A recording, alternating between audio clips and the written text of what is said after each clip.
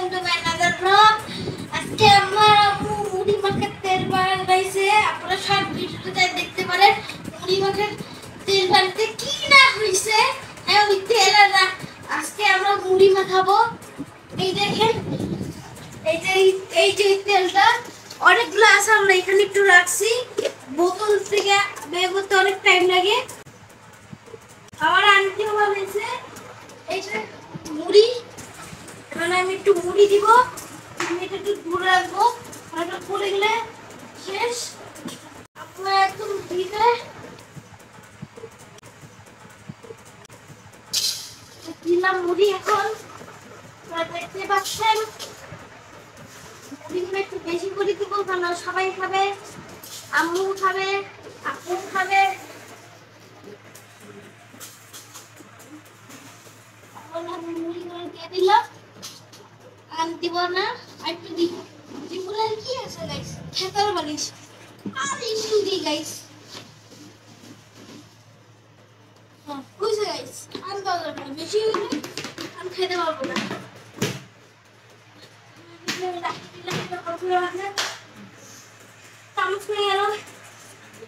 দেখতে পাচ্ছেন আমি এখানে মরিচ, পেঁয়াজ, লেবু এগুলো আমি সব নিজে কাটছি। আমার হাতও জ্বলতেছিল, কাটে যাচ্ছিল। তাড়াতাড়ি একটু আছে, এখন এটা আমি এখানে আনবো। এখন এই যে উপরে তেলটা আছে দেখতে পাচ্ছেন, তেলটা সে নিজে থেকে নিতে লাগবে। এই যে গাইস,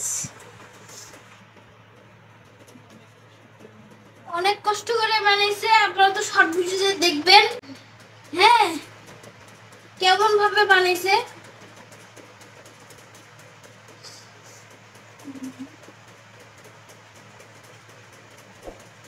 এই দেখেন, আমি একটু তেল দিয়ে দিই একটু।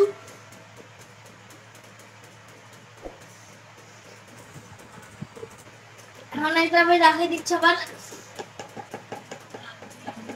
আমার আন্টি আমাকে দিছে। এখন এটা গাইস এখানে দিব। এখন এখন এটা লাগাই দিব আর এটা সরিয়ে দিব। এখন এটা মাখাবো গাইস।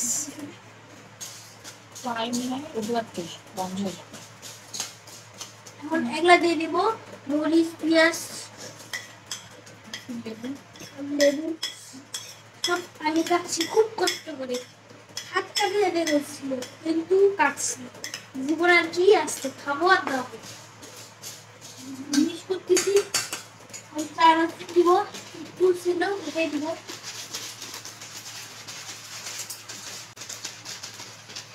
সব দিয়ে দিব। থাকলে আমার বোন খেয়ে শেষ করে দিছে। হ্যাঁ, খুব সময় খায়। একটা লাইনটা গাইস বুঝতে পারবেন না আপনারা, এই লাইনটা আর লাইন এর হয়ে রাখবো, মাখাবো।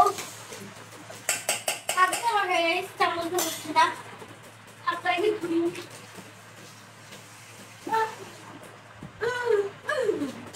মাখাচ্ছি, সবগুলো ভালো করে মাখা লাগবে। আমরা মুড়ি মাখা খান না দোকানে, ওই একই তেল। আগে আমার আন্টি মুড়ি বিক্রি করতো, ওইখান থেকে মুড়ি মাখার তেলটা শিখছে। আমার আম্মুকেও শিখাইছে, সে ভেজাল গাইস। ভেজাল, এত ভেজাল আপনারা সব ভিডিওতে দেখতে পারেন।